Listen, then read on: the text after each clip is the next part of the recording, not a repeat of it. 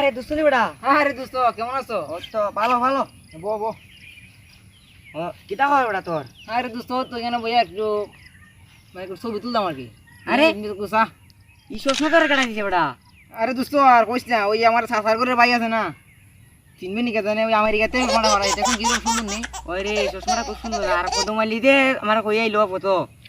তুই আর তুই বালা চাস তুই আর চশমাটা তাতাই না দে লাইস না দে লাডি বলে কিন্তু উঠতা পরে আমি আটকে যেতাম না বুঝুত নি। আর একটা নেই খালি তোর রিপোর্ট তুই আমরা রুকুনি তার দোকানদার নিয়ে যাস না রে।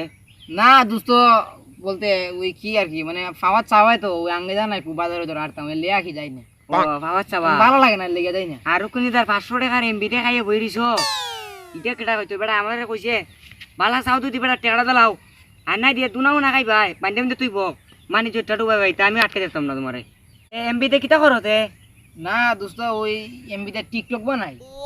টিকটক বানাও টিকটক কিতা ও টিকটক একটা মনে হয়েছে আমার ইতানি কয় বললে কি আ উ বসেন বসেন বসেন পয়সা ইতানি দোস্ত তুই পারছে ইতা ওই তা দোস্ত ও ইতালি কে বেটা 500 টাকার এমবি আটকাইতিছো এই দোস্ত দিমু নে যা বুঝছো দিন দোস্ত, আমার তো তুই তো জানো আমার তো টাকা পয়সার কোনো অভাব নাই, কিন্তু ব্যাংক কোনো চেকের অভাব, চেকের লেগে আমার টাকা তুলতে না, টাকা তো আমার মানে অনেক আছে, অ্যাকাউন্টে অনেক টাকা আছে।